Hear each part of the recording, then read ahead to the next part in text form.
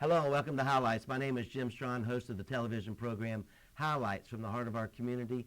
Is a television show brought to you through a collaboration between my company, Jim Strawn and Company, along with Optimum Cable Services and our dear friends at Kanawha County Schools TV. And if you're a regular viewer of our show, and we certainly hope that you are, you know how much we love to focus on those grassroots organizations, charitable organizations, not-for-profit organizations, small businesses, corporations, folks that are doing amazing, phenomenal, outstanding work to make our great state of West Virginia, our Kanawha Valley, our city of Charleston, South Charleston, St. Albans, and all points in between, a much better place to live, learn, work, and to play. And on today's Highlights program, we're going to feature an organization that has been doing that. We're going to get the history for a couple of decades now, maybe a half a century or so. But it's pretty interesting. It's great to have my good friend back again. It's been a while since he's been on, but Matt Ballard is with us. He's the CEO of the West Virginia Regional Technology Park in South Charleston, West Virginia. So we're going to catch up with Matt. We're going to talk all things West Virginia Tech Park, and we're going to learn a lot. So lots of good insight coming your way, lots of good information. So sit back, relax, soak it all up. I'm so excited to turn to my right, introduce my good friend back on the Highlights program for the first time in a while, Matt Ballard. Jim, Matt, how are you? It's great to be here. I'm doing great. Thanks for having me. It's been a while. We haven't had you on since you were in another role. That's true. Years ago. You used to be with the Charleston Area Alliance, and about a month or so ago, we had Mara and her crew on for the Charleston Area Alliance. So it all goes back around. Absolutely. And now you're at the Tech Park. That's correct. It'll be 5 years this year for you. Mm-hmm. A lot of us have heard of the Tech Park. We just say Tech Park. We just say it like it's, I'm going to the Tech Park. Do people really know what the Tech Park is? I'm going to ask you, what is the West Virginia Tech Park? How do you describe what you do and what you guys are? It's a great question, and to your point, people have a connection to that park because it's been here. It's been an anchor in our community for so long. It opened as Union Carbide's R&D facility. So that's our connection. 1949, yeah. 1949. I didn't know the exact, I said there's going to be some history here. 49. Yeah, 49 it opened. It was the top research and development site for Union Carbide globally. Mm-hmm. It brought a lot of people to this community, international scientists and engineers. And the work they did there was amazing. Since the park opened in 1949 through today, there's been over 30,000 patents developed at that site. And most of I'll say that again. Yeah, 30,000 patents. From scientists and researchers and yes. people that did all the laborious work that research is. Yes. 30,000 patents yeah. out of that park area from Carbide. That's right. And what made it really special is not only would they develop these new patents, but they would actually commercialize them into the market. So as an example, a lot of Prestone's products came from that we use in our cars. Right. Those came from Union Carbide. And so the value of those 30,000 patents is over $20 billion in the marketplace. That's all been done right there at the park. A lot of it by Carbide, some by Dow, and some by the tenants that we have there today. You and I were talking off air. Our good friends Cyclops and Kim Mack in South Charleston. If you didn't know they were there, you wouldn't know they were there. They're a little manufacturing plant beside the old South Charleston High School, now the South Charleston Junior High. But Kim Mack's grandfather, Gene Leroy, in 1959 was challenged, hey, can you make something to make these plants a little bit safer? There's been some explosions. And he's one of the 30,000 patents. So Cyclops does these sight glasses, and they've been shipping them. They still do, by the way. It's like 37, 39 countries around the world. You mentioned global earlier, but that's just one example of how we're still reaping the benefits of Carbide in the Tech Park from the 50s, 60s, 70s, and 80s into today. Yeah. That's a fascinating story to me. It is. There's no question there's connections to it. Yeah. Either you grew up here and you had a family member that worked there, or your family business benefited from contracting with the park, or there was these innovative businesses that needed support the chemical industry and Carbide here. So we feel that, and we feel the importance of that, building the Tech Park now off the shoulders of those who created that legacy for us, and the employment and the wealth created in the community, and really the building of this valley happened a lot, and primarily because of Union Carbide. Well, the legacy is certainly still here. We hear a lot about all back in the heyday of Carbide. There was more employees, the 70s and 80s and 90s. Life has changed. It's different. It's evolved. Technology evolves. The way we do things evolve. You have to be adaptable. Adaptability is a feature of emotional intelligence, so you have to do it. How has the Tech Park evolved, even in your 5 years, or what you've seen in the last 10 or 15 when it comes to technology? How is it evolving and changing, and where are we today based on where we were 50, 25 years ago? Yeah, beautiful question. So in 2001, Dow bought Union Carbide. Is it one? Yeah, Wow. they Okay. bought it for all that intellectual property Yeah. and the smart researchers that were there. Mhm. But Dow had, at that time, a couple of R&D facilities, and so they weren't necessarily going to utilize all the facilities that are there at the park today. So a strategic decision was made. The Charleston Area Alliance was involved, Chemical Alliance Zone, so many people in the community to say, these are really unique facilities, laboratories, pilot plants. We don't have a lot of those in West Virginia and in the Valley. What if we could redevelop this into a new economic development project? So through a lot of work, and it was then Governor Manchin who accepted 258 acres and the facilities from the park. That's not the whole park. The whole park's 600 acres. Dow retained and Carbide retained some of that. But then Governor Manchin decided to accept that donation so that we could redevelop it into a new economic development project. So that all happened in about 2011. And what was created was the West Virginia Regional Technology Park Corporation. In 2011? Yes, that's when the donation happened. Okay. And that's when the legislature created a corporation to sort of run and manage this asset for the state. Mm-hmm. So at that time, there were 550 people working there in 2011. Today, over 1,000. Okay. So in 12 years or so, we've gone to over 1,000 employees. And one of the most interesting statistics, you love West Virginia so much, Jim, you're going to love this. Yep. Back in 11, there were people from 17 counties worked there. They would come to the park every day and work. How many now? Today, it's 22 counties. Love it. Growing. So basically from Braxton County south, someone from those They're counties commuting. all around, they're commuting to the park. Oh, they're not every day. necessarily from those counties. I bet it's more counties if you said where you're from. Yeah, But they're actually commuting from 22 those counties. That's correct.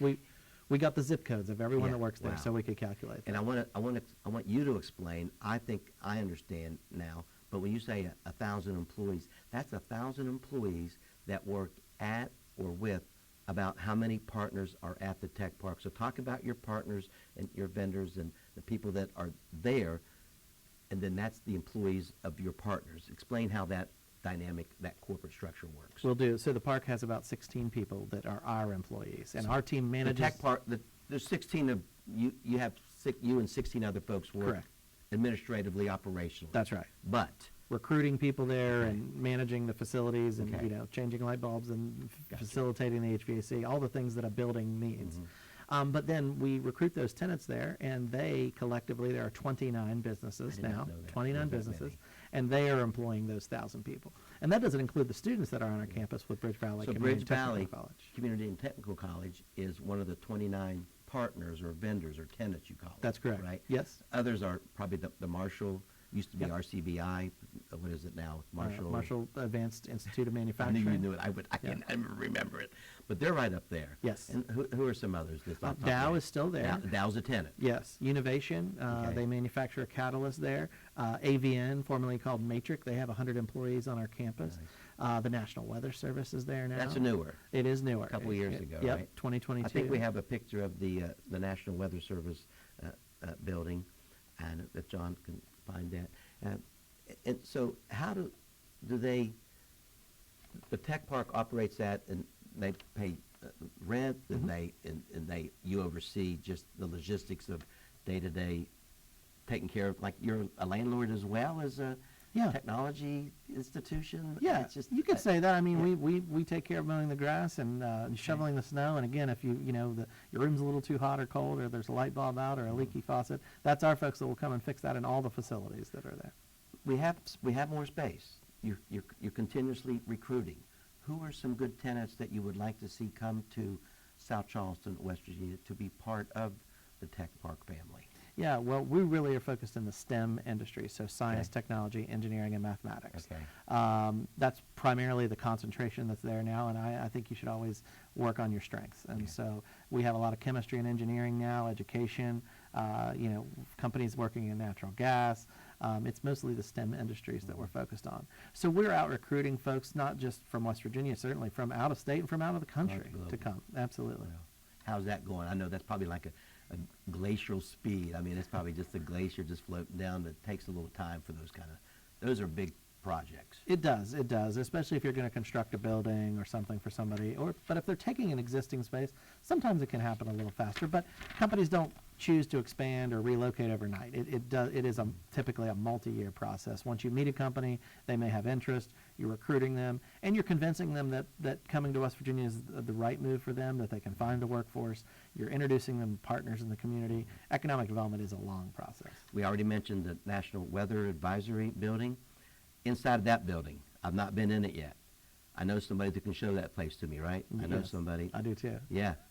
Brand new employee. Sylvia's up Yes, there working yep, with you. yes. We work together at Senator Manchin's office, Yes, right? yes. But there's is that it, the National Weather That is, Advisory? yes. So inside that, there's what do you call it, a program, the Science on a Sphere Right, program? right. And what's that all about, Matt? Yep. So in that building, the National Right there Weather it is, Service. right there it is. That's It inside is. the building? And then inside there, you see it. It is a 7-foot globe that's in the middle of the room. That's an actual picture of ours with the students all around. They come and visit during the school year, and we get 800 data sets that are downloaded to us from the National Oceanic and Atmospheric Administration.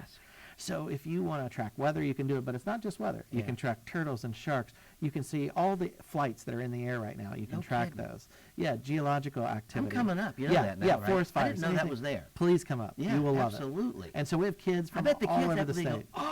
That's their. I love being in there for Yeah, the first first 2 when they look, minutes yeah. because that's what their mouth does when Yeah, they. I bet it's great for the elementary kids, the 5th graders, 6th graders. And how many middle school kids are we inspiring?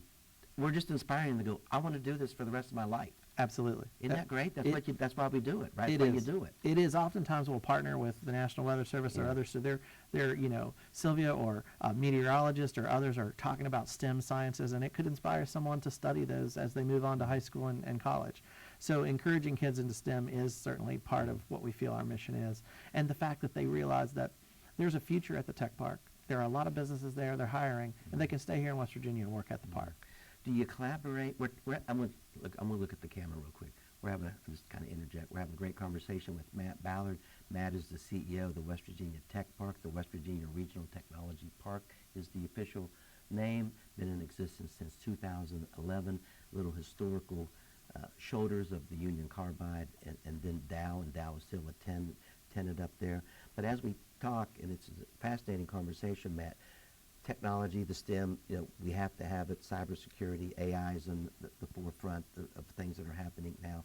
But do you collaborate with other technology organizations around the state? I know when you go up to Morgantown on I-79 to your left in Fairmont, there's a pretty big, they call that their tech park up there, don't they? I Absolutely. know you work with them as well. Yeah. Jim Eastep yeah. at the I-79 Technology Park. They're our Yeah. friends, and they've been very successful in recruiting federal assets. So speaking of National Weather Service, Yeah. the NOAA, the National Uh-huh. Oceanic and Atmospheric Administration, as they track and collect weather data around the world, all of it goes to a supercomputer in Fairmont, West Virginia, which is fascinating. Yeah. So we work together. Look at us. Well, we're I trying mean, to recruit look together. at West Virginia, by the way. Yeah, Look at us. leading in a lot of different areas. Yeah. And weather data is so important to businesses. Think if you're Kroger, you Yeah. do $1 billion a year in berries business. You need to know what the waterfall flow is, how much rain there's going to be. And so Jim has done a great job of Jim leveraging Eastep the up private, there, yeah. Jim Eastep, the director of the I-79, of leveraging that data so private sector industries can use it as well. That's fascinating you say how important weather is. And to me, I could give a rip about weather. Whatever the weather is, that's how I dress. Yeah. But look at, that's a great example. Kroger's needs Yeah. to know. The Right. berry industry. Right. Or Yeah, any- farmers any- need to know. any Yeah. harvesting If you're going to go industry. play golf, you need to know. You need to know. The golf Yeah. industry is a big industry, by the way. Absolutely. So Yeah. weather is critical. And all of that data from around the world is literally held here in West Virginia on a supercomputer. Do you think we started leading the world in this kind of technology with our satellite, the Green Bank? Do you think we that's been there for years? Absolutely. That's also been a huge asset for You work with them, space you know who they are, exploration. yeah. Absolutely. Yeah. Absolutely. All those STEM-based industries we work collaboratively with. We hold events. We hold innovative conversation. You mentioned AI. We just had folks from national leaders in AI to come to the park and have that conversation with the community. What is artificial intelligence and how is it going to impact all of our lives? Let's expand even more on that. I mentioned cybersecurity and AI. They're in the neophyte. They're in their infancy stages. We don't know what we don't know. There's Right. still so much uncertainty in that. But that does not move at a glacial speed. That moves at light speed, and we're trying to keep up with it. I'm watching a series right now called 0 Day with Robert De Niro. Did you ever see that? I have not. It's kind of spooky, scary on what can happen with malware and how our tablets and our cell phones. There was an attack on America with our devices, and it's a little frightening what's out there. So we got to stay ahead of the bad guys too. But then we got to also use AI so that we can make to our advantages to have these advances in the STEM technologies. So maybe talk a little bit more about the AI and what you think you might do in the future up there at the tech park. Think 5 and 10 years from now. Sure. Yeah, I mean, AI is going to become part of every business. I think it already is to some extent. Even if you're using it in a very simple way like ChatGPT to help you manage a meeting or craft a letter or a template of an outline for a speech or something. So a lot of people are integrating it already. One of the things about AI and blockchain technology, another moving forward innovation, is the power that they use. And so we're really looking at West Virginia. We've been an energy state our entire existence, and that puts us in an advantage for bringing in companies like that need a lot of power to really drive all this innovation that you're talking about. Great conversation with Matt Ballard. Matt is the CEO. Been in that position. It'll be 5 years this December. He's the CEO of the West Virginia Regional Technology Park. The website, go to their website. You can learn a lot from their website, wvtechpark.com, wvtechpark.com. It's on your screen right there. The telephone number to call for more information, 304-356-3165, 356-3165. A couple, just maybe some trash, gas, and ice I like to say sometimes to talk about. You have 16 employees, but you have 1,000 folks that work up there. I'm into the health and wellness side of employees, and I know that you understand that and the importance of that. We have a lot of space up there, right? There's a lot of acreage up there. You mentioned 600-700 acres. I've been up there recently. I've seen signs. And I think there's some walking trails. Are we encouraging that for employees to get out and kind of walk, and the students at Bridge Valley as well? Absolutely. Wellness is a big part, and now that spring is coming, so we put up wayfinding signs and directional signs so you know how far it is to walk. There they are. From one they are from one building to the next. So you can see, the distance to this building is whatever. So if you're trying to get your 10,000 steps in, which I am right now, you know where it is. So the walkability, improving the aesthetics of the park is something we're working on. Well, it's and beautiful. Encouraging people to get out there. It's a beautiful setting. Yeah, and it is. It's kind of up. It's on the hill. Yeah. So you can oversee South Charleston and Charleston, and the further you go up, the better the view gets. Yeah. Tenants are great. I just so you know, I love me some Dr. Casey Sachs, the president of Bridge Valley. She's doing great. She's doing great. And she's Bridge Valley's growing. So much innovation with what she's bringing to the students, and then the collaboration out in the business community. And she's gone out and just said, "Hey, what do you guys need as employers?" Yep. And I'll give you the next set of generation to help you. Yes. The next set is great, right? Yeah, their enrollment's up, and you're right. The adaptability of the Community and Technical College, Bridge Valley, can go to an employer and do training or retraining. Or if a new company's coming in, they can create a training just for them. They did that with Green Motors when they came in South Charleston. They do it with a lot of other employers. Green Motors, that for the buses, the school buses? The electrical buses that are being manufactured in South Charleston, they created an entire training program for that whole workforce. We haven't heard much about it since the announcement, but it's moving, right? I believe so. As folks are looking at other green alternatives, they seem to be doing pretty well. I love it. Yes, spring has sprung. Now, I'm not going to say this out loud, but I think cold weather's still coming, but it's still going to be spring. So spring is here. Your grass mowers will have to get out, but we'll see people walking around on some of those trails that you put up there, and maybe just some signs. We're having a wonderful conversation. Matt Ballard, CEO, West Virginia Tech Park. Matt, we're winding down the program. Is there some things that I haven't asked you that as a CEO, well, Jim, why didn't you ask me this? I need to get this off my chest. Is there something that people need to know about the tech park?